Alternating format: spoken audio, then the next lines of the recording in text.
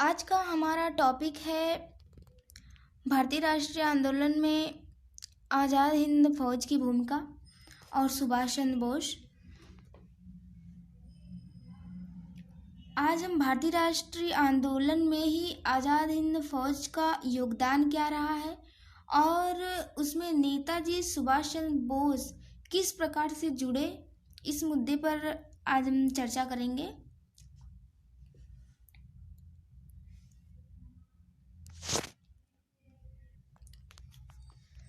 तो थोड़ा सुभाष चंद्र बोस जी के बारे में जानते हैं, जिनका भारतीय राष्ट्रीय आंदोलन में बहुत बड़ा योगदान माना जाता है।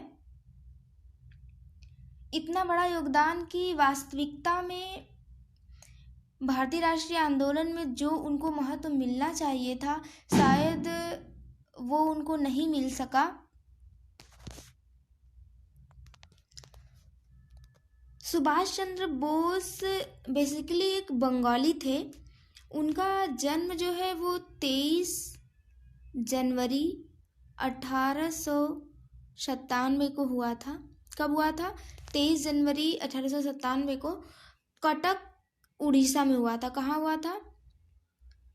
कटक उड़ीसा में। कटक उड़ीसा, कटक जो है वो उड़ीसा में पड़ता, वहाँ हुआ था। जब इनका जन्म हुआ था उस समय कटक जो है वो बंगाल का हिस्सा था। बाद में बंगाल से अलग करके एक नया प्रांत बना 1936 में, जिसका नाम उड़ीसा है और एक कटक उड़ीसा में है। और बंगाल से ही 1912 में बिहार बना है, ये भी आप लोग याद रखिएगा। 1912 में, कब? 1912 में बिहार बना है कट करके बंगाल से, और 1936 में बंगाल से कट करके उड़ीसा बना है। 1912 में बंगाल से कट के बिहार बना और 1936 में बंगाल से ही कट के उड़ीसा बना है। इनके पिताजी का नाम था जानकी दास बोस। क्या नाम था? जानकी दास। इनके पिताजी का नाम था जानकी दास बोस। ये एक वकील थे और साथ ही साथ बंगाल विधान परिषद के सदस्य भी रहे हैं। और जो सुभाष चंद्र बोस थे, ये कलकत्ता विश्वविद्यालय से स्नातक की शिक्षा लेने के बाद 1919 में इनकी स्नातक की शिक्षा कंप्लीट हुई थी कोलकाता विश्वविद्यालय से। और 1920 में ये ICS की तैयारी करने, किसकी तैयारी करने?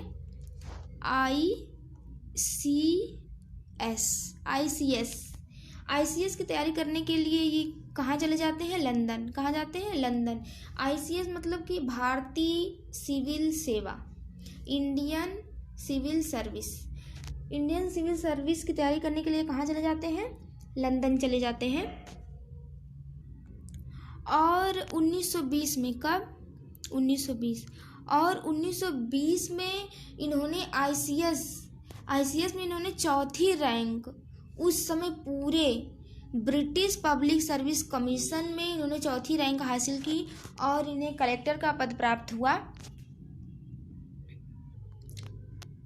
लेकिन उस समय भारतीय राष्ट्रीय आंदोलन में जिस प्रकार की घटनाएं घटित हो रही थी, जैसे खिलाफत आंदोलन, रॉलेट एक्ट, जलियांवाला बाग हत्याकांड, असहयोग आंदोलन, इस कारण से उन्होंने जल्द ही सिविल सेवा से इस्तीफा दे दिया और असहयोग आंदोलन में शामिल हो गए।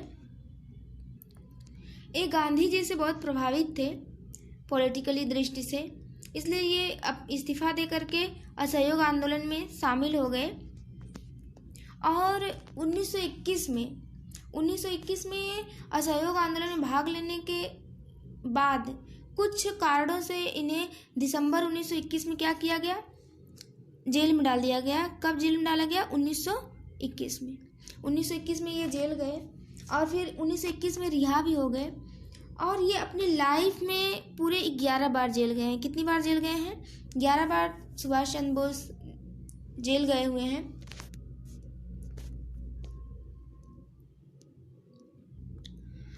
और 1923 में, कब?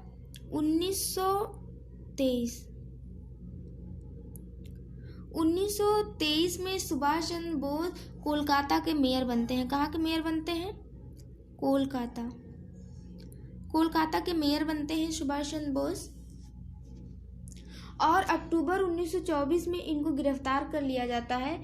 कब गिरफ्तार किया जाता है? अक्टूबर 1924।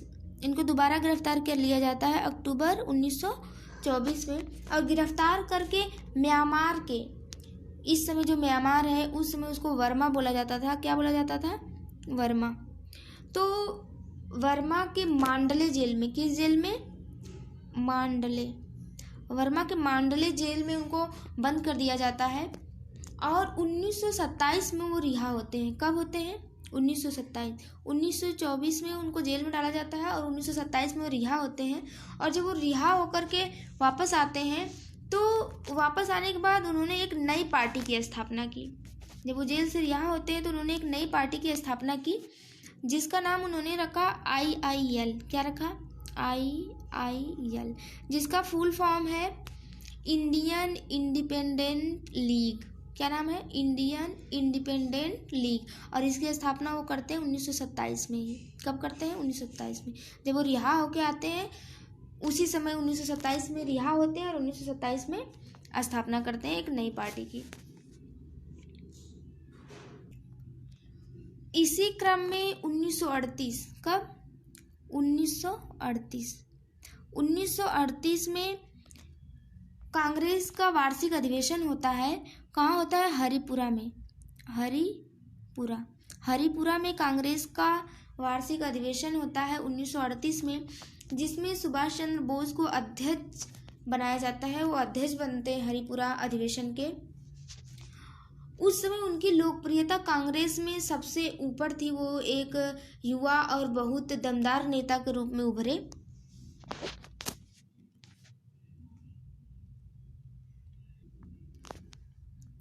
और 1939 में, कब? 1939 में जो कांग्रेस का वार्षिक अधिवेशन होता है वो कहाँ होता है? त्रिपुरी में। त्रिपुरी में ये अधिवेशन होता है 1939 का। तो इस अधिवेशन में भी सुभाष जी ने एक बार फिर अपनी दावेदारी प्रस्तुत की। जब सुभाष जी ने अपनी दावेदारी प्रस्तुत की तो उसी समय कांग्रेस में कुछ अन्य लोगों ने कहा कि चुनाव होने चाहिए और गांधी जी ने भी कहा कि चुनाव होने चाहिए। और उन्होंने, मतलब गांधी जी ने नेहरू का नाम आगे बढ़ाया, लेकिन नेहरू ने चुनाव लड़ने से क्या किया? मना कर दिया। इसके बाद मौलाना आज़ाद का नाम आगे गांधी जी ने किया। उन्होंने भी चुनाव लड़ने से मना कर दिया क्योंकि उन्हें पता था कि सुभाष जी से जीत नहीं सकते वो लोग, क्योंकि उस समय सुभाष चंद्र बोस जो थे वो कांग्रेस के एक फेमस लीडर बन चुके थे। इसलिए आगे चलकर त्रिपुरी अधिवेशन में सुभाष चंद्र बोस वर्सेस पट्टाभी सीतारमैया के बीच में चुनाव हुआ। किसके बीच में हुआ? सुभाष चंद्र बोस और पट्टाभी सीतारमैया। सुभाष चंद्र बोस और पट्टाभी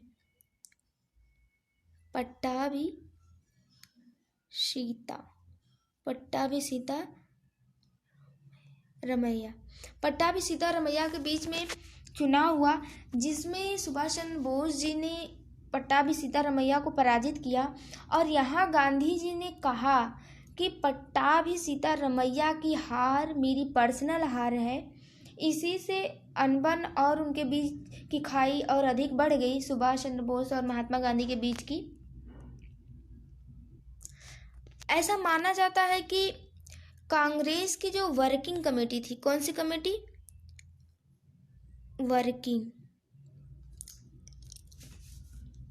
कांग्रेस की जो वर्किंग कमेटी थी, कांग्रेस की वर्किंग कमेटी ने उनका सहयोग करने से मना कर दिया और गांधी जी के साथ भी उनके रिश्ते बेहतर नहीं रहे। तो उन्होंने मई 1939 में, कब? मई 1939 में कांग्रेस से इस्तीफा दे दिया और एक नई पार्टी बनाई उन्होंने। 1939 में ही उन्होंने एक नई पार्टी बनाई। कब बनाई? 1939 में एक नई पार्टी बनाई जिसका नाम था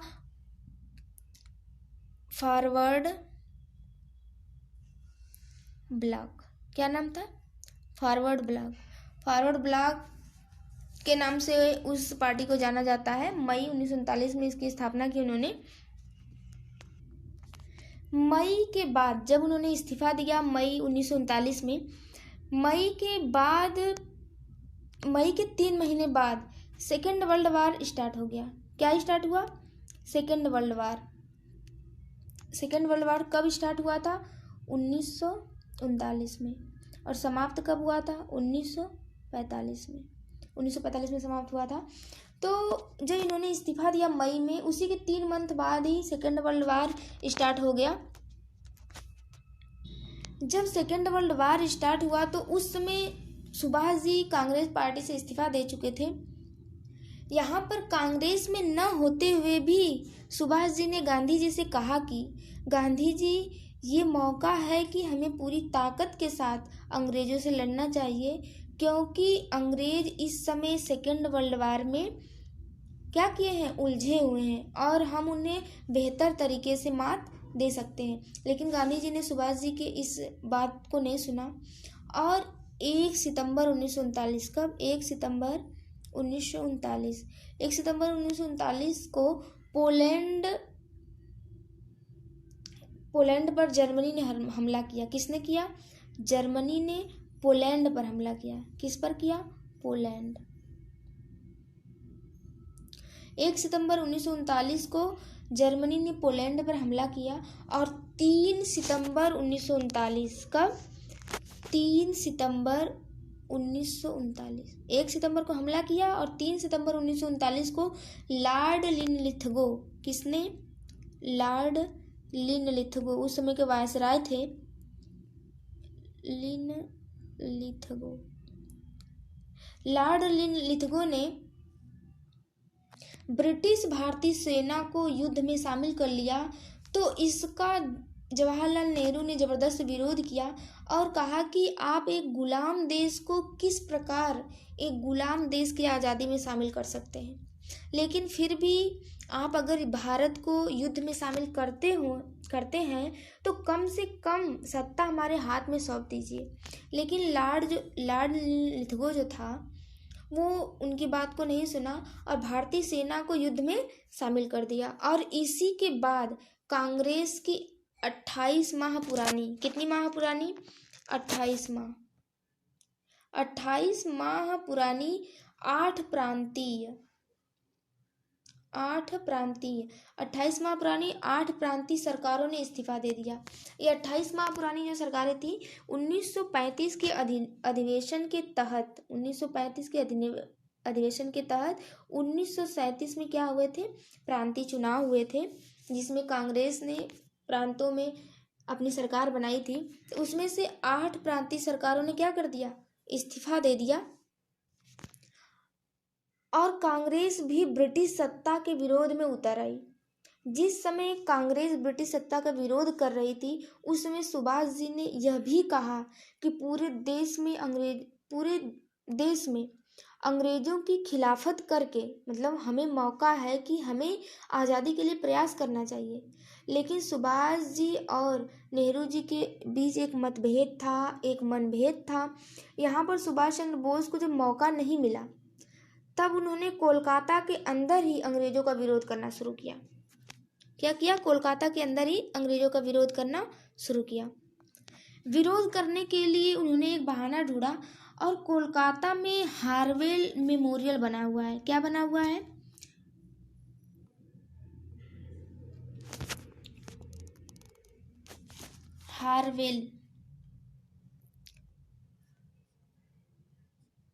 हार्वेल मेमोरियल। कोलकाता में हार्वेल मेमोरियल बना हुआ था। अब आपने हार्वेल का नाम सुना होगा, जो ब्लैक होल घटना का एक गवाह था। किस घटना का? ब्लैक होल घटना का एक गवाह था। और जो ब्लैक होल घटना में जो लोग मारे गए थे उन्हीं की याद में ये हार्वेल मेमोरियल बना हुआ था। तो सुभाष जी ने उस हार्वेल मेमोरियल को हटाने के लिए कोलकाता में आंदोलन किया ताकि इस बहाने वे ब्रिटिश सत्ता का विरोध कर सके। लेकिन इसके कारण सुभाष जी को ब्रिटिश सरकार ने कोलकाता में गिरफ्तार कर लिया दिसंबर 1940 में। कब गिरफ्तार किया? 1940 में। दिसंबर 1940 में कोलकाता में ही उनको क्या कर लिया गया? गिरफ्तार करके जेल में डाल दिया गया। और जैसे ही उन्हें जेल में डाला गया वैसे ही वे एक सप्ताह, कितने सप्ताह? एक सप्ताह के लिए भूख हड़ताल पर बैठ जाते हैं। इससे सुभाष जी का स्वास्थ्य जो है वो गिरने लगता है। तो अंग्रेजों ने उन्हें रिहा कर दिया और उन्हें उनके ही घर में, यानी कि उनके ही घर में कोलकाता में उनको नज़रबंद करके रख दिया। क्या करके रखा? नज़रबंद करके उनके ही घर में उनको रखा गया। तो ध्यान रखिए, यहाँ पर एक घटना होती है कि सुभाष जी ने बहुत चालाकी से एक अफगानी पठान, कौन था? अफगानी पठान था जिसका नाम था जियाउद्दीन, वो सुभाष जी का दोस्त था। ये एक अफगानी पठान था जो उनका मित्र था। उनका वेशभूषा धारण करके वहाँ से बाहर निकल जाते हैं, यानी कि भाग जाते हैं। और 17 जनवरी 1941 को वो भागते हैं, 17 जनवरी 1941 को। और कोलकाता से वो पेशावर पहुँचते हैं। कहाँ पहुँचते हैं? पेशावर। कोलकाता से वे पेशावर पहुँचते हैं। कोलकाता से कहाँ पहुँचते हैं? पेशावर।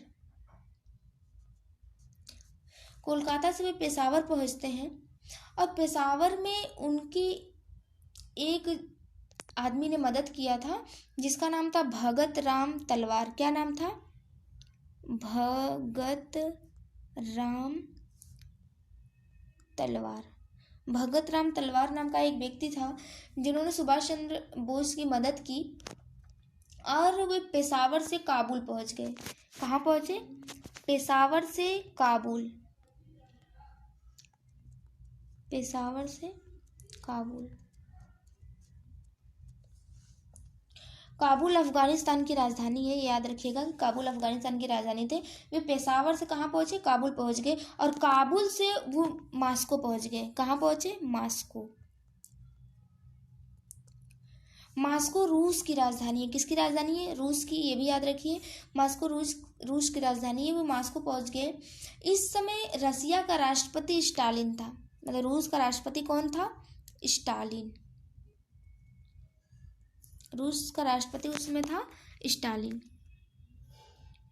एक चीज़ और ध्यान रखिए, जब भारत छोड़कर अफगानिस्तान से होते हुए जब वो मास्को जाते हैं तो किसके पासपोर्ट पे गए थे? जो जिसके भी पासपोर्ट पे गए थे उसका नाम था, जिसके पासपोर्ट से वो गए थे उसका नाम था आरलैंडो मेजेंटा।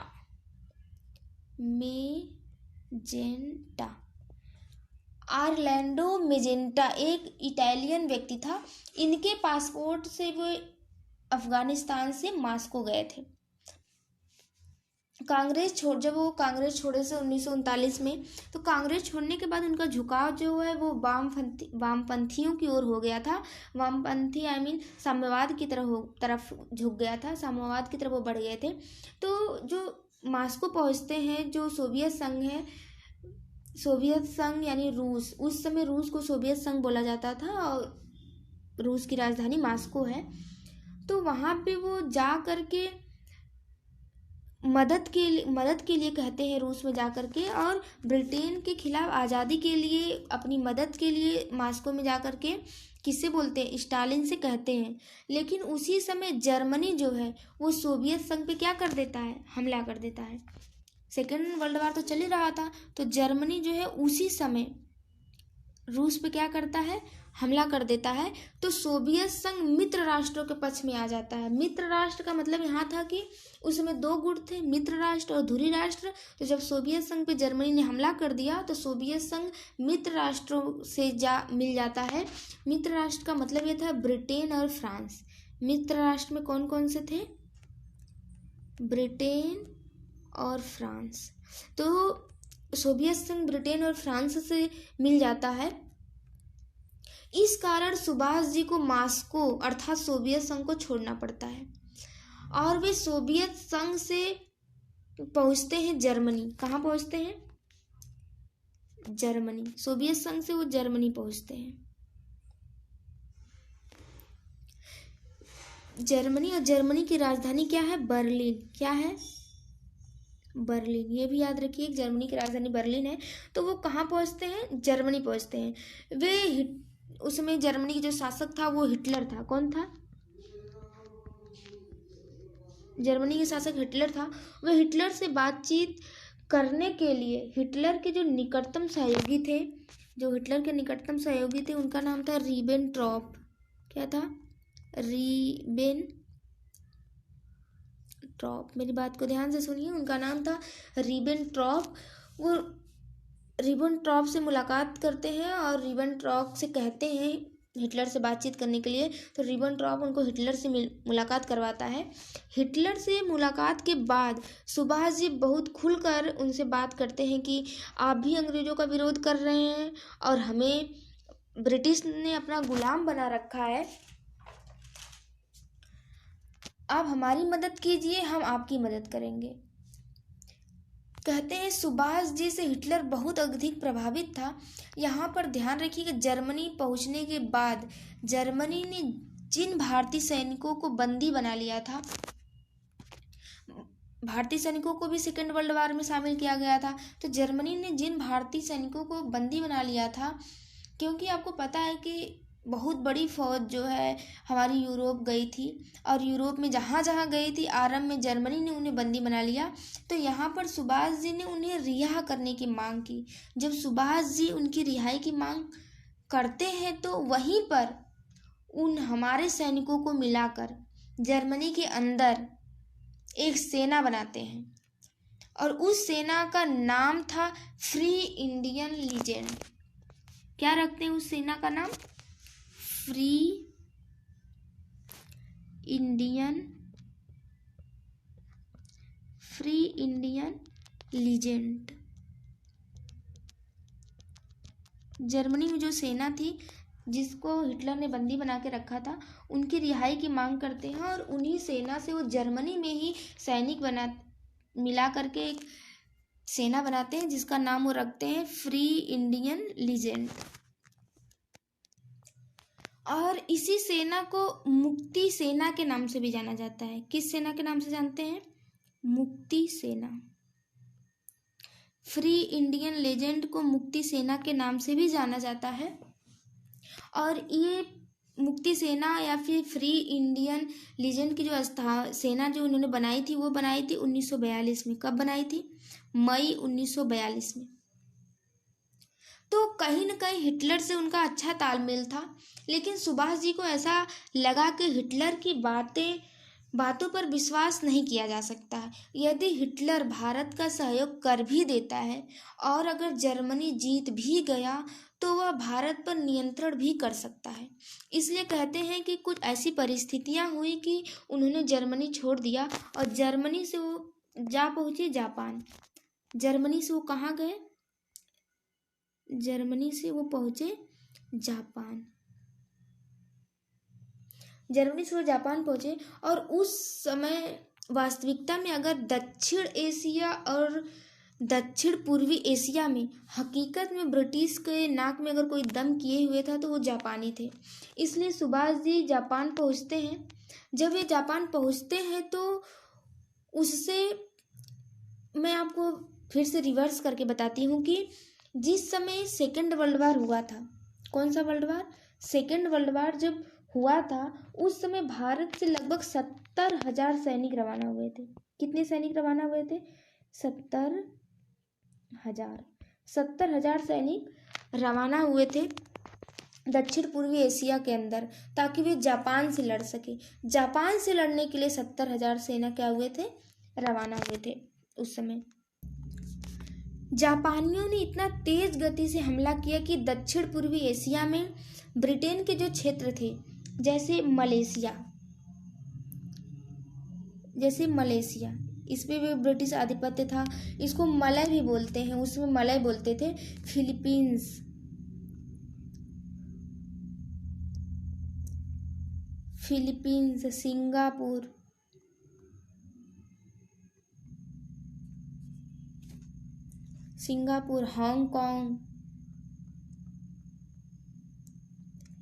हांगकांग इन क्षेत्रों पर जापानी नियंत्रण कर चुके थे।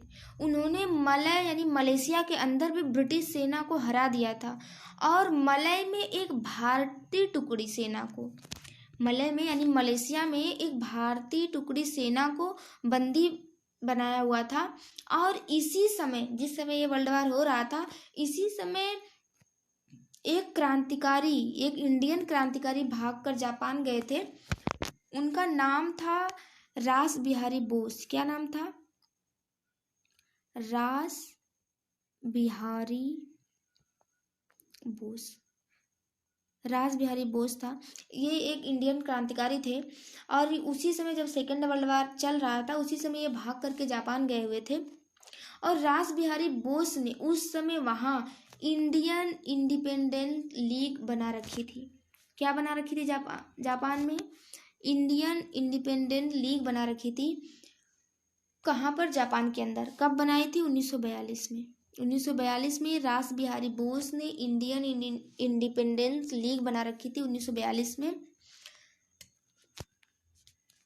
तो कहते हैं कि रास बिहारी बोस ने जापानियों से बातचीत की और कहा कि हमारी जो सेना आपसे लड़ने के लिए आई थी, जो 70,000 सैनिक दक्षिण पूर्वी एशिया में गए थे, जिन्हें मलेशिया में बंदी बना के रखा गया था, उसके लिए रास बिहारी बोस ने कहा कि जापानियों से बात की कि हमारी जो सेना आपसे लड़ने के लिए आई थी उसकी मजबूरी है।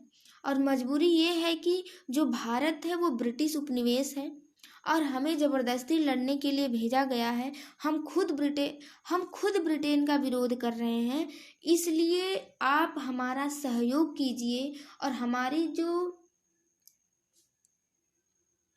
जो सेनाओं को आपने बंदी बनाया है उसको मुक्त कीजिए और उनको मिलाकर के एक सेना बनाते हैं, आप हमारा सहयोग कीजिए। इस तरीके से किसने कहा? रास बिहारी बोस ने। किससे कहा? जापानियों से कहा। जापानी सेना की मदद से जब रास बिहारी बोस ने ऐसा कहा तो जापानी सेना की मदद से मलय प्रायद्वीप यानी कि मलेशिया, मलय प्रायद्वीप यानी कि मलेशिया पर जिन भारतीय सेनाओं को उन्होंने बंदी बनाकर रखा था उसी से मिला करके कैप्टन मोहन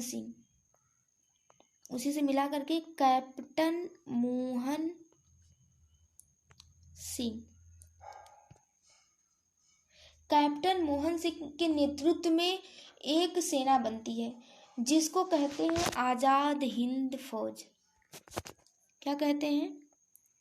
आजाद हिंद फौज। किसके नेतृत्व में बनती है? कैप्टन मोहन सिंह की। ये मलेशिया के ही थे। इसलिए अगर आपसे पूछे कि आजाद हिंद फौज का फाउंडर कौन था तो कैप्टन मोहन सिंह थे। हालांकि इसको बनाने में भूमिका थी रास बिहारी बोस की, लेकिन इसके फाउंडर कैप्टन मोहन सिंह को माना जाता है। कैप्टन मोहन सिंह के नेतृत्व में जब कैप्टन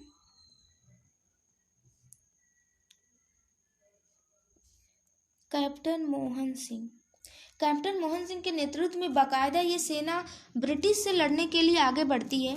कहते हैं जिस समय कैप्टन मोहन सिंह जापानियों से मिलकर काम कर रहे थे उस समय उनका जापानियों के साथ कई मुद्दों पर मतभेद थे।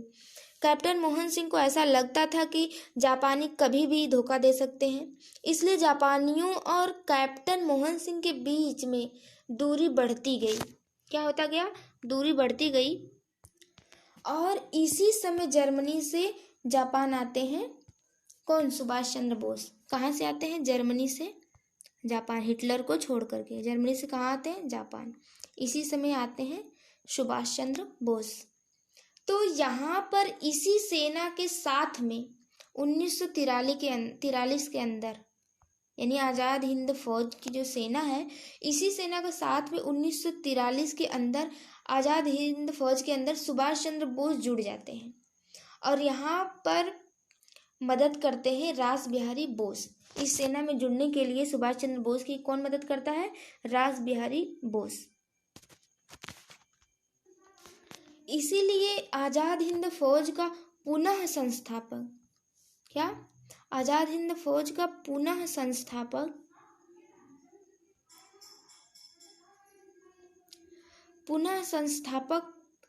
किसको माना जाता है? सुभाष चंद्र बोस को। आज़ाद हिंद फौज को सुभाष जी संभालते हैं जुलाई 1943 से। कब? जुलाई 1943 से। कब से संभालते हैं? जुलाई 1943 से। इसी आज़ाद हिंद फौज को इंडियन नेशनल आर्मी का नाम दिया जाता है। इसी को इंडियन नेशनल आर्मी कहते हैं। तो अगर आपसे पूछे कि आज़ाद हिंद फौज के संस्थापक कौन थे, तो कैप्टन मोहन सिंह, और पुनः संस्थापक कौन थे? सुभाष चंद्र बोस। सुभाष चंद्र बोस आज़ाद हिंद फौज में कब जुड़े? तो जुलाई 1943 में जुड़े और इसी को इंडियन नेशनल आर्मी के नाम से भी जाना जाता है। इसमें लगभग 45,000 के आसपास सैनिक थे। कितने सैनिक थे? 45,000 के लगभग सैनिक थे आज़ाद हिंद फौज में।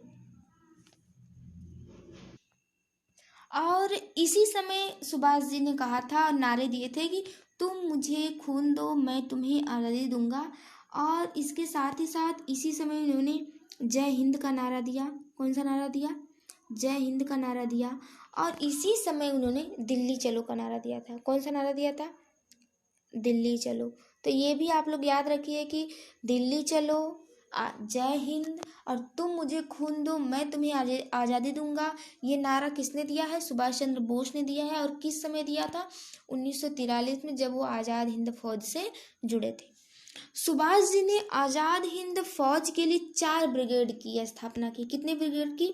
4 ब्रिगेड। 4 ब्रिगेड की उन्होंने स्थापना की थी। ये 4 ब्रिगेड है। पहला ब्रिगेड जो था वो महिलाओं के लिए, यानी महिला ब्रिगेड। पहला ब्रिगेड क्या था? महिला ब्रिगेड। आप लोग एक चीज ध्यान दीजिए कि पूरी दुनिया में महिलाओं की एंट्री सेना में न के बराबर थी उस समय इनकी सोच देखिए, सुभाष जी की उस समय की सोच। इन्होंने महिला ब्रिगेड की स्थापना की, जिसका नाम उन्होंने दिया झांसी ब्रिगेड। जो महिला ब्रिगेड की 4 ब्रिगेड बनाए थे, महिला ब्रिगेड, जिसका नाम इन्होंने दिया झांसी ब्रिगेड। झांसी की रानी के नाम पे झांसी ब्रिगेड, इसका नाम दिया उन्होंने महिला ब्रिगेड के लिए। और इसके साथ ही साथ गांधी ब्रिगेड, नेहरू ब्रिगेड, आज़ाद ब्रिगेड, यानी 4 ब्रिगेड की उन्होंने स्थापना की थी। और झांसी ब्रिगेड जो महिलाओं के लिए इन्होंने स्थापना की थी, उसके हेड इन्होंने किसको बनाया था? लक्ष्मी स्वामीनाथन। किसको बनाया? लक्ष्मी स्वामीनाथन। लक्ष्मी स्वामीनाथन जो थी वो झांसी ब्रिगेड की क्या थी? हेड बनी थी। आज़ाद हिंद फौज ने जापानियों की मदद से म्यांमार पर, मलयद्वीप पर, अंडमान निकोबार द्वीप पर जबरदस्त हमले किए और उन्हें जीते भी। और आज़ाद हिंद फौज बनने के बाद सुभाष चंद्र बोस ने आज़ाद हिंद सरकार की स्थापना की। किसकी स्थापना की? आज़ाद हिंद सरकार। आज़ाद हिंद सरकार की स्थापना की। और कब की? 21 अक्टूबर 1943। कब की? 21 अक्टूबर 1943, जो भारत की पहली अंतरिम सरकार थी। क्या थी? भारत की पहली अंतरिम सरकार थी। हालांकि दुर्भाग्य ये रहा कि हमारे देश में आज़ादी के बाद इसको याद नहीं किया गया। हम 1947 से याद करते हैं कि 1947 से आज़ाद है, 1947 से हमारी सरकार बनी, 1950 में लागू हुआ। लेकिन ये अंतरिम सरकार 1943 में ही बन गई थी। लेकिन आज़ादी से पहले 21 अक्टूबर 1943 को हमारी अंतरिम सरकार बन गई थी। कब बन गई थी? 21 अक्टूबर 1943 में ही अंतिम सरकार बन गई थी और इसके पीएम बने थे। ये सरकार बनी थी अंतरिम, इसके पीएम सुभाष चंद्र बोस खुद बने थे। कौन बना था? सुभाष चंद्र बोस, यानी बोस बने थे। और विदेशी मामले भी सुभाष चंद्र बोस के ही हाथों में थे। किसके हाथों में थे? सुभाष चंद्र बोस के ही हाथों में थे, युद्ध और विदेशी मामले। और वित्त मंत्री जो उस समय बने थे वो बने थे चटर्जी। कौन बने थे? चटर्जी। चटर्जी जी क्या बने थे? वित्त मंत्री बने थे। और इस अंतरिम सरकार के प्रधान सलाहकार जो बने थे वे बने थे रास बिहारी बोस। कौन बने थे? रास बिहारी बोस। रास बिहारी बोस को उस अंतरिम सरकार की प्रधान सलाहकार बनाया गया था। ये सरकार कहाँ से इस्टेब्लिश हुई थी? तो सिंगापुर से। कहाँ से हुई थी? सिंगापुर से। ये भारत की धरती पे नहीं बना, ये सिंगापुर से बना। तो ये इस्टेब्लिश कहाँ से हुई थी? सिंगापुर से। इस सरकार को 9 देशों का समर्थन प्राप्त हुआ। कितने देशों का समर्थन प्राप्त हुआ? 9 देशों का। जब ये सरकार बनी तो 9 देशों का समर्थन प्राप्त हुआ। देश कौन कौन से? लगभग जैसे जर्मनी का समर्थन प्राप्त हुआ, जापान का प्राप्त हुआ, इटली का प्राप्त हुआ, फिलीपींस का प्राप्त हुआ। ये सब भी आप लोग याद रखिएगा। फिलीपींस का हुआ, मलेशिया का हुआ, यानी मलय का हुआ। मलेशिया को उस समय मलय बोलते थे। मलय का हुआ, कोरिया को हुआ। इन देशों ने इस सरकार को भारत की असली सरकार मान लिया था और इसको मान्यता दी थी। इस सरकार को बने हुए 2 अक्टूबर 2018 2 अक्टूबर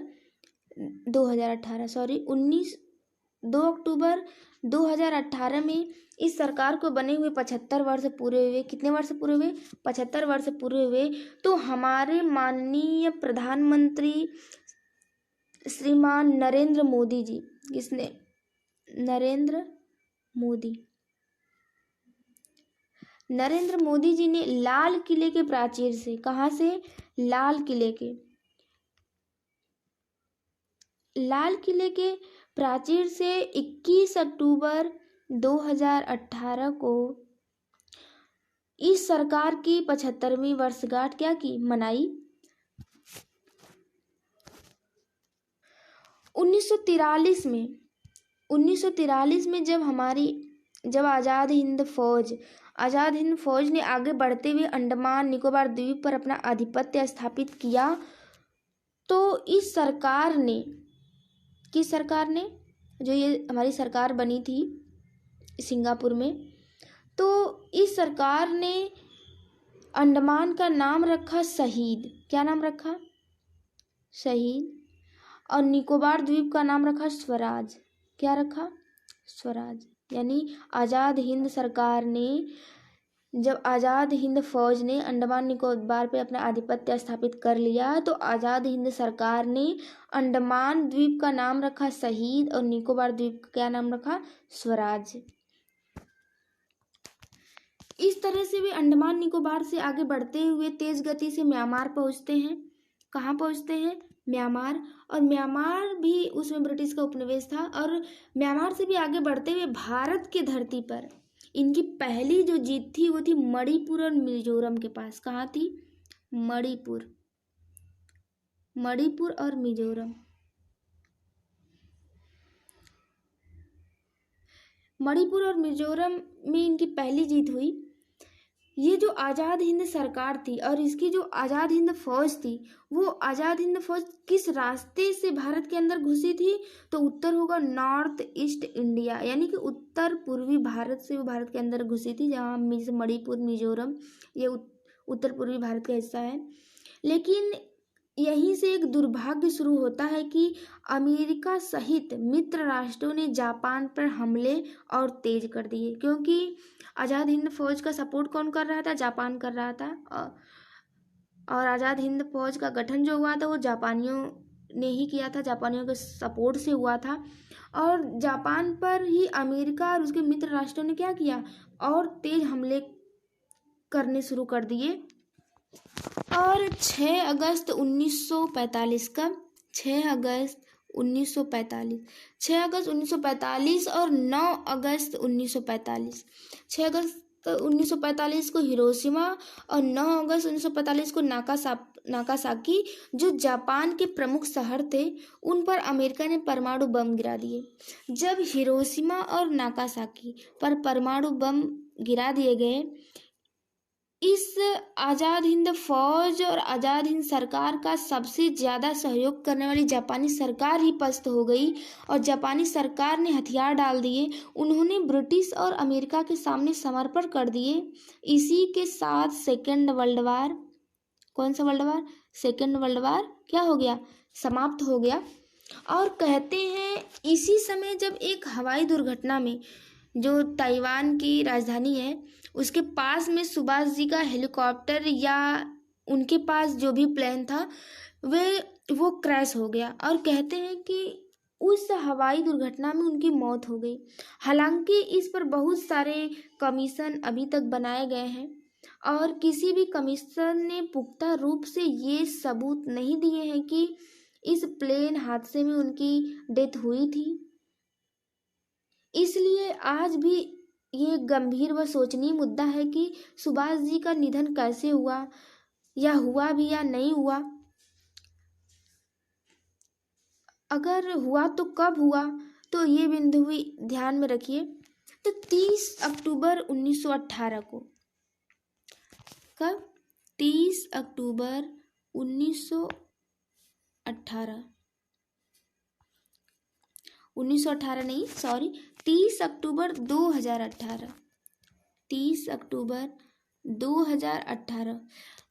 2018 को माननीय नरेंद्र मोदी जी ने, जो हमारे प्रधानमंत्री हैं, उन्होंने अंडमान निकोबार द्वीप समूह की यात्रा की और अंडमान निकोबार द्वीप समूह के 3 द्वीप का नाम उन्होंने बदल दिया। कितने द्वीप का नाम बदल दिया?